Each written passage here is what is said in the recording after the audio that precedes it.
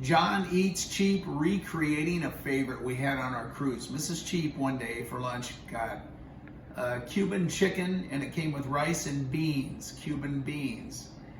And I tried a bite of the beans and I was like, OMG, these are the greatest beans I've ever had. We gotta find out how to recreate them. They're Cuban beans. We need to find like a Cuban grandma that cooks that knows how to make beans. So we put out a plea on a video. Okay, so we just had this Cuban rotisserie chicken for lunch.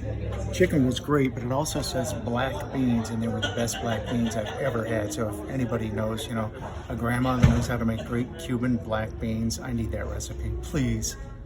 All right, so that night we were at a show in one of the lounges, and we sat down and we had met a guy from Missouri. His name is Nathan. He said, hey, you're John Eats Cheap. So we kind of got to know Nathan. And he was sitting right behind us at the show, and he was talking with a woman, and she mentioned that she was from Cuba. And we turned around and said, you're from Cuba? It was a Cuban grandma. Her name was Gladys. And she said, yeah.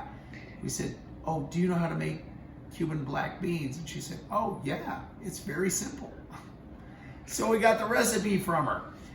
And she said the best way to make it, you need, this is first of all, she specified Kirby black beans, a can of black beans, and a can of black bean soup, Goya. She said it's really hard to find, but she said that is just as good, if not better, than making them from scratch. So Mrs. Cheap got on the internets and found our ingredients, so we're gonna make them. Cuban beans. Gonna try and recreate it right now.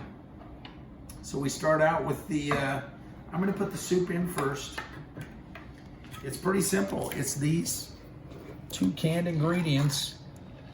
And she did tell us how to make them from scratch, too. Yes, we know how to make them from scratch, but the beans already have like some of the veggies and stuff in it. And she said it is just as good as making it all the time from scratch. And I'll take her word for it. Oh, she confirmed. We didn't confirm she was a grandma. She was definitely a mom. No, we she didn't. mentioned a child. And she was from Cuba. And she was there with her husband, Manuel, who was very nice as well. But didn't speak English. Right. But we still conversed with him. She would translate. They were both very sweet. All right, so with the beans, I don't know if I need to include the liquid or not. I think so. Well, I'm gonna pour some of the liquid just into this, just in case. We can add it if we need it. So now I'm gonna put the beans in there too. And she said, because one of these is a black bean soup, if you can't find the black bean soup, she said you can just grind up You or kind of make puree. your own. Yeah, just puree the beans to kind of make your own little soup. And that's really about the consistency they were, so I do like that. And I'm gonna add the soup already has some green pepper and some onions in it, but the ones we had a lot of onions. So I'm gonna add, this is like about a quarter of a diced onion. And she said laurel, which Mrs. Cheap figured out is bay leaves. So you add that in there too. Which you are fundamentally against bay leaves, but we are doing the recipe. I just don't know how it goes in dry, it comes out dry. I don't know where the flavor is, but we're gonna find out. We're doing it the way you're supposed to do it. And we're just gonna heat this up, and then we will kind of add seasonings to taste. So let's get it on the stove. You are taking antibiotics. Your voice is a little craggly. A little craggly. Believe me, it's better than it was yesterday. Yes, I got a little throat thing going on. I'm not sure if it's allergies or some kind of infection, but I am on antibiotics, so hopefully it'll be gone soon. This smells great. It does. Right now. Yeah, a little soupy. We're gonna let it cook down so those onions will get soft and the bay leaves will get the flavor out of those. So then now that it's simmering, we're gonna turn it down on low and cover it and just let it stew. All right, so we've been simmering about 30 minutes here. I'm just gonna do a quick taste of the broth. See what we need to add. Those are great.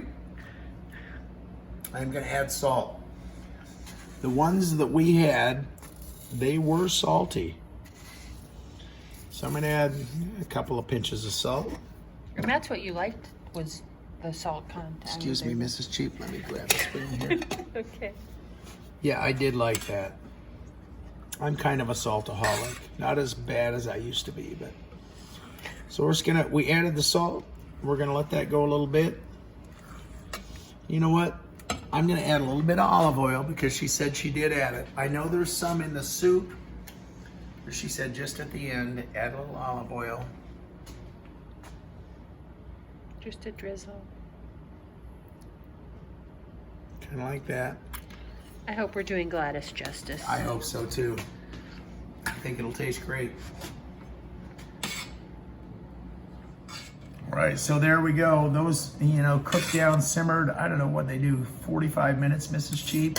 About that, yeah. I'm thinking I'm gonna pull the 2 bay leaves out, or the laurel, as they're called in Cuban cuisine. It smells really good. It smells so good. And I did some Cuban chicken. I just found a recipe. We're just trying that. Never done it before. Goes with a little sauteed onion on top. And then the beans. And that's about the perfect consistency that we had with the ones on the cruise. I'm a-thinking. Oh, I spilled a little up there. Okay. Yeah, well, there you go.